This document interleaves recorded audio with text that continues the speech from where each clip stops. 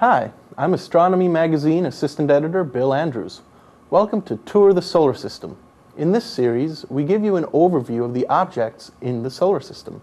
This video focuses on the Sun, our local star. It's pretty safe to say that mankind has known about the Sun since, well, there was mankind.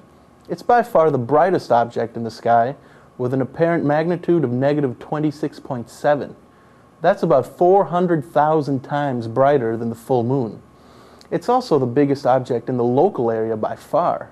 It makes up 99% of the material in the solar system. And, as anyone who's ever spent a long day outdoors knows, the Sun is almost incomprehensibly hot. Its surface temperature is about 9,900 degrees Fahrenheit or 5,500 degrees Celsius. The Sun is so large, more than 1 million Earths could fit inside it. And it's so far away that its light takes 8 minutes to reach us.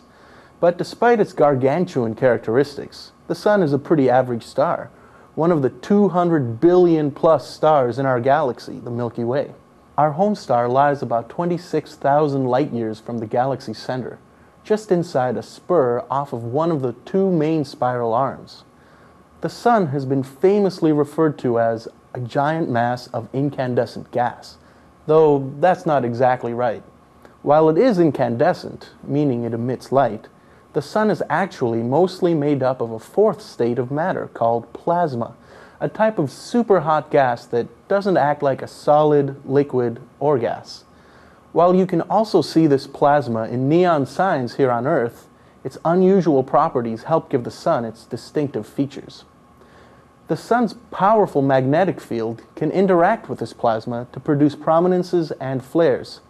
The magnetic field is also responsible for one of our star's most well-known features, its spots. These temporary areas can be more than 5,000 degrees Fahrenheit or 2,760 degrees Celsius cooler than their surroundings, which is why they appear so much darker. This means sunspots can be cool enough that water vapor, or steam, can actually form within them. They appear small relative to the entire Sun, but in fact sunspots can often be bigger than Earth itself. The magnetic field powering this phenomenon goes through an 11-year cycle, alternating between stronger and weaker power. That's why sometimes solar activity, such as the number of sunspots, is low, and other times it's high. But even when free of sunspots, the Sun's surface is far from simple. Close-up images reveal countless cells called granules, each about the size of Texas and lasting only a few dozen minutes. The granules result from convective currents within the Sun.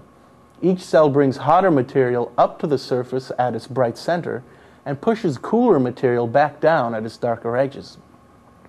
Deep below these granules, past an area called the radiative zone, lies the source of the star's energy, nuclear fusion in its core. This is where the Sun's fuel supply of raw hydrogen atoms fuse together to become helium. The new helium is slightly less massive than the 4 hydrogen atoms that created it, and this difference in mass becomes the energy that powers the Sun. Ever since Galileo found sunspots dotting the Sun's surface in 1612, scientists have wanted to learn more and more about our celestial power source. Over the centuries, they developed better telescopes and techniques to study it, and in the past half-century, they've sent tools closer to the Sun to examine it directly. The most advanced of these is NASA's Solar Dynamics Observatory. Launched February 11, 2010, it studies the Sun's magnetic field and its effects in unprecedented detail. While we've already learned much about how the Sun works, there's still a long way to go before astronomers understand all of its mysteries. As you can imagine, there's lots more to the Sun than what I've talked about just now, but I hope you enjoyed this overview.